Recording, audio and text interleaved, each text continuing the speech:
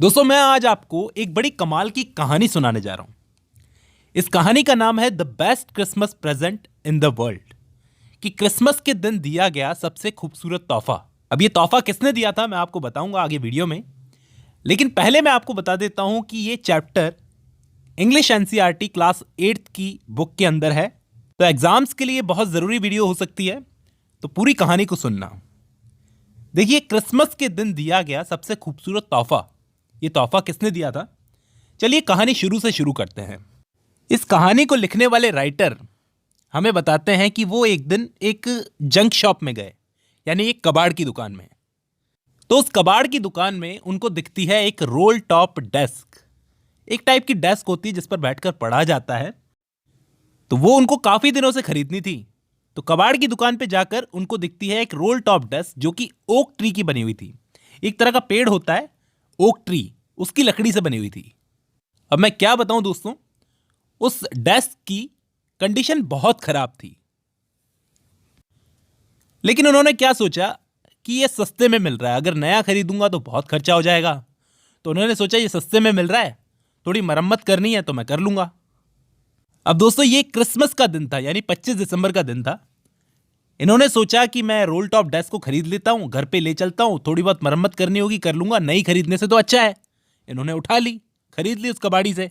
तो उस कबाड़ी ने इनको क्या बोला, बोले कि भाई ऐसा है, तुम ये ले तो जा रहे हो, लेकिन मैं तुम्हें एक बात बता देता हूं इस डेस्क के बारे में। ये डेस्क अभी की नहीं है, ये डेस्क बहुत पुरानी है, यानी वर्ल्ड वॉर 1 के टाइम की है।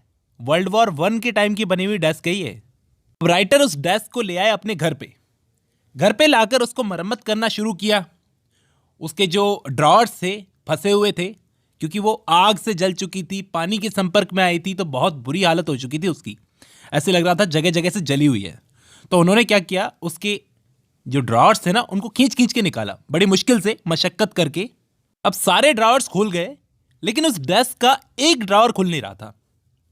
उन्होंने क्या किया, थोड़ा और जोर लगाया और आखिर वो ड्रॉर भी खुल गया। उसके अंदर एक सीक्रेट स्पेस था दोस्तों, एक ऐसा इलाका जिसमें कोई अपना सीक्रेट सामान रख सकता है उस डेस्क के अंदर। ठीक है, तो वहां पर इनको क्या मिलता है, एक डब्बा, एक टिन का डब्बा। उस टिन के डब्बे को देख के पता है कैसा लगता था? ऐसा लगता था जैसे कभी किसी की ये डेस्क होती थी, उसने ये टिन का डब्बा इसके अंदर रख दिया होगा और फिर वो निकालना भूल गया। उस डब्बे को देखकर हमारे राइटर को ऐसी फीलिंग आई कि इसके अंदर क्या होगा। अब उस टिन के डब्बे के ऊपर एक कागज चिपकाया हुआ था दोस्तों। उस कागज पे क्या लिखा हुआ था कि इसके अंदर जो है ना, टिन के डब्बे के अंदर जो है ना, उसे मेरी मौत के बाद में मेरे साथ में दफनाया जाए। यार, अगर किसी डेस्क के सीक्रेट स्पेस में अगर कोई सामान रखेगा तो वो उसका कितना खास सामान होगा, सोचने वाली बात है ना। अब उस डब्बे के अंदर एक एनवेलप था, उसके अंदर एक लेटर लिखा हुआ था। अब दोस्तों बहुत गलत बात होती है ना किसी दूसरे का लेटर पढ़ना, लेकिन हमारे राइटर ने सोचा अभी मुझे कौन देख रहा है, पढ़ लेता हूं। एक्साइटमेंट थी, भाई पढ़ लेता हूं, आखिर क्या लिखा हुआ होगा इसमें, ऐसा क्या लिखा हुआ होगा जिसके लिए ऐसा बोला गया है कि इस लेटर को मेरे मरने के बाद में मेरे साथ में दफनाया जाए। ठीक है, तो राइटर ने वो लेटर खोला। उस लेटर को लिखा था जिम नाम के एक आदमी ने, और उस लेटर के ऊपर एक तारीख भी लिखी हुई थी, 25 जनवरी 1915, यानी कि ये वर्ल्ड वॉर के टाइम की बात है जब जिम नाम के एक आदमी ने लेटर लिखा और वो लेटर किसी को भेजा था। जिसको भेजा था उसने इस लेटर को पैक करके इसके अंदर रख दिया, डेस्क के अंदर, और ऊपर ये भी लिख दिया कि इसको मेरे मरने के बाद में मेरे साथ में ही दफनाया जाए। मजा आ रहा है कहानी में? चलो तो फिर आगे क्या होता है, राइटर ने उस लेटर को पढ़ना शुरू किया कि आखिर इसके अंदर लिखा क्या हुआ है। अब मैंने आपको बताया लिखने वाला आदमी कौन था, gym Macpherson. Gym Macpherson army में एक सिपाही था जिसने अपनी वाइफ को यह लेटर लिखा था, मिसेस मैकफर्सन को, और 25 जनवरी को उनको यह लेटर रिसीव हुआ। उन्होंने ये लेटर पढ़ा और इस लेटर को संभाल के रखा इस रोल टॉप डेस्क के अंदर सीक्रेट दराज में। जिम ने अपनी वाइफ को क्या लिखा था इस लेटर में, जिम अपने इस लेटर में लिखते हैं, ये वर्ल्ड वॉर का टाइम चल रहा है, जिम इंग्लिश आर्मी का कैप्टन है। वो इस लेटर में अपनी वाइफ को बोलते हैं कॉनी, शायद कॉनी, बड़े प्यार से बुलाते थे वो अपनी वाइफ को। वो लिखते हैं कि कॉनी इस बार क्रिसमस पे मेरे साथ में एक बड़ी अजीब सी घटना हुई। मुझे तो यकीन ही नहीं हो रहा कि ऐसा कुछ हो सकता है। मतलब अभी ये जो क्रिसमस गई है ना, इस क्रिसमस पे क्या हुआ था, इंग्लिश आर्मी और जर्मन आर्मी आमने सामने थी। वर्ल्ड वॉर का टाइम चल रहा था भाई। तो अचानक से हमारी सामने वाली आर्मी में से 2 जर्मन सैनिक खड़े हो गए और उन्होंने एक वाइट झंडा लहराया कि हम लोग शांति चाहते हैं। बड़ी अजीब बात थी। वो लोग आगे आए, हमने सोचा उनकी कोई चाल है, लेकिन उन्होंने वाकई में शांति के लिए हमसे रिक्वेस्ट की। मुझे तो ऐसा लग रहा था जैसे ये सामने वालों की कोई चाल है, भाई हमारे को कोई ट्रिक करने की कोशिश कर रहे हैं, आगे आके हम पे हमला कर देंगे। लेकिन ऐसा कुछ भी नहीं हुआ। वो लोग आए और आकर हमें बोला मैरी क्रिसमस। हमने भी बोला मैरी क्रिसमस। उसके बाद में वो जर्मन कैप्टन आगे आया और मुझसे हाथ मिलाया, क्योंकि मैं इंग्लिश आर्मी का कैप्टन था। मुझसे हाथ मिलाया, आगे आके वो मुझसे हाथ मिलाकर अपना नाम बताया। वो बोलता है कि मेरा नाम हैंस वॉल्फ है, मैं डसेल्डॉर्फ नाम की जगह पर रहता हूं और ऑर्केस्ट्रा में काम करता था, अभी मैं आर्मी के लिए लड़ रहा हूं। वो अगले ने अपना नाम बताया तो मुझे भी अपना नाम बताना था। मैंने भी उससे हाथ मिलाकर कहा मेरा नाम जिम मैकफर्सन है और मैं डॉर्सेट नाम की जगह पर रहता हूं, मैं एक टीचर का काम करता था और अभी आर्मी के लिए लड़ रहा हूं। हम दोनों दोस्त बन गए भाई, जर्मन कैप्टन और मैं दोस्त बन गए। हम दोनों में काफ़ी बातें हुई। कौनी मतलब वो आदमी मुझे अपनी हॉबीज़ के बारे में बताने लगा। बोले मैं कभी डॉर्सेट गया तो नहीं, लेकिन मैंने इंग्लैंड के बारे में सुना बहुत है। मतलब आपके इंग्लैंड के अंदर जो राइटर्स हैं ना, जैसे थॉमस हार्डी मेरा बहुत फेवरेट राइटर है। उसकी वो जो नॉवल है ना, far from the madding crowd, वो मुझे बहुत अच्छी लगती है। वो जर्मन सिपाही मुझे ये सब बताने लगा। मैं सुनने लगा कि बड़ी इंटरेस्टिंग बात है कि जर्मन्स को भी हमारे कामों में इतना इंटरेस्ट है। फिर इसके बाद कौन ही हम लोग क्रिसमस को सेलिब्रेट करने लगे, सारे मिलकर केक खाने लगे, फुटबॉल खेलने लगे और आपस में बातें करने लगे। वैसे मैं नहीं खेल रहा था फुटबॉल, सारे सिपाही मिलकर खेल रहे थे। बहुत अजीब घटना हुई है कि भाई सामने वाली आर्मी जो हमसे लड़ रही थी वो हमसे इतना आराम से बातें कर रही थी, इतना प्यार से खेल रही थी। हम दोनों में पता है क्या बातें हुई कौनी?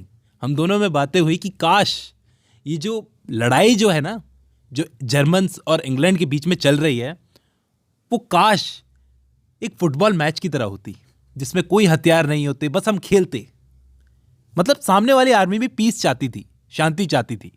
मतलब चाहे कोई हारे चाहे जीते, लेकिन किसी की जान नहीं जानी चाहिए थी इसके अंदर। और ऐसा वो अपनी वाइफ को लेटर में लिखता है। जिम कहता है कि मेरी जिंदगी का सबसे खूबसूरत मोमेंट था कि जर्मन सैनिक हमारे पास में आए, हमने इतनी बातें की, हम साथ में खेले, हमने साथ में खाया, ड्रिंक्स ली और रात को सब अपनी अपनी जगह पर लौट गए। कितनी कमाल की बात थी ना। ऐसे करके वो अपना लेटर लिखते हैं और ख़त्म करते हैं। और आखिर में वो लेटर में लिखते हैं कि मैं उम्मीद कर रहा हूं कि ये वॉर जल्दी से जल्दी ख़त्म होगी। अब ये एक लेटर था जो जिम मैकफर्सन ने अपनी वाइफ कॉनी मैकफर्सन को लिखा था, मिसेस मैकफर्सन को लिखा था। और मिसेस मैकफर्सन ने इस लेटर को अब तक संभाल के रखा था एक रोल टॉप डेस्क के अंदर। जो रोल टॉप डेस्क आज हमारे राइटर को मिली है, उन्होंने ये लेटर पढ़ लिया है। वो इस लेटर को पढ़ने के बाद में सोचते हैं कि ये लेटर इसके असली मालिक के पास में होना चाहिए, यानी इस लेटर को पहुंचाना चाहिए कॉनी मैकफर्सन के पास में, उस लेडी के पास में जिसका ये लेटर है, जिसके हस्बैंड ने आर्मी में से उसको ये लेटर लिखा था। तो सबसे पहले तो हमारे राइटर ने इस लेटर पे देखा कि इस लेटर का एड्रेस क्या लिखा हुआ है। फिर उन्होंने देखा, अरे ये तो बेडपोर्ट डॉर्सेट नाम की जगह पर है, चलो मैं वहां पर जाता हूं। और वो अपना सामान उठाकर चल देते हैं बेडपोर्ट डॉर्सेट की तरफ। अब वहां पर जब ये उस घर पे जाते हैं तो घर को देखते हैं कि घर में तो आग लग गई। कहने का मतलब घर में आग लग गई थी, शायद कोई एक्सीडेंट हो गया था, जिसकी वजह से मिसेस मैकफर्सन अब इस घर में नहीं रहती हैं। कैसे रहेंगी भाई, घर में तो आग लग गई। तो उन्होंने सोचा यार अब क्या करूं, ये लेटर उनको मिलेगा कैसे, क्या मालूम अब वो जिंदा भी होंगी या नहीं। तो वहां पर एक पड़ोसी ने हमारे राइटर को बताया कि वो जिंदा है, शायद किसी वृद्धाश्रम में है, कोई पुराना सा नर्सिंग होम है वहां पर। तो वो क्या करते हैं, उस नर्सिंग होम की तरफ चले जाते हैं। अब दोस्तों ये हमारे राइटर जब नर्सिंग होम में पहुंचते हैं ना, तो ये क्या देखते हैं, मिसेस मैकफर्सन जिंदा थी। मिसेस मैकफर्सन जिंदा थी और अभी 101 या 102 साल की हो चुकी थी, ताकि वो कुछ बोल सुन नहीं सकती थी, किसी से बात नहीं कर सकती थी, लेकिन वो जिंदा थी। वो एक व्हील चेयर पर बैठी हुई थी। वो कुछ बोल सुन नहीं सकती थी, लेकिन फिर भी हमारे राइटर जब वहां पर जाते हैं और लेटर में उन्होंने पढ़ा था कि इस औरत का नाम कॉनी है, तो वो क्या बोलते हैं, कॉनी। जब वो ऐसा बोलते हैं ना, तो वो औरत अपनी आंखों की पलकों को उठाकर ऊपर की तरफ देखती है। सामने हमारे राइटर खड़े रहते हैं। वो हमारे राइटर को देखकर रोने लगती है। उसे क्या लगता है कि मेरा जिम वापस आ गया। मतलब मिसेस कॉनी मैकफर्सन को हमारे राइटर को देखकर लग रहा है कि उनके हस्बैंड वापस आ गए, आर्मी में से लौट कर आ गए। और यहां पर वो सिर्फ एक ही चीज बोलती है कि जिम, मुझे मालूम था तुम अपना प्रॉमिस पूरा करोगे, तुम जरूर लौट कर आओगे, तुम क्रिसमस की शाम ही वापस आए हो, तुम वापस आ गए। वो राइटर को जिम समझ लेती है, बोलती है कि यहीं बैठो। और एंड में वो एक चीज बोलती है जो हमारे इस चैप्टर का टाइटल है। वो बोलती है कि ये मेरी जिंदगी का सबसे बेस्ट क्रिसमस प्रेजेंट है।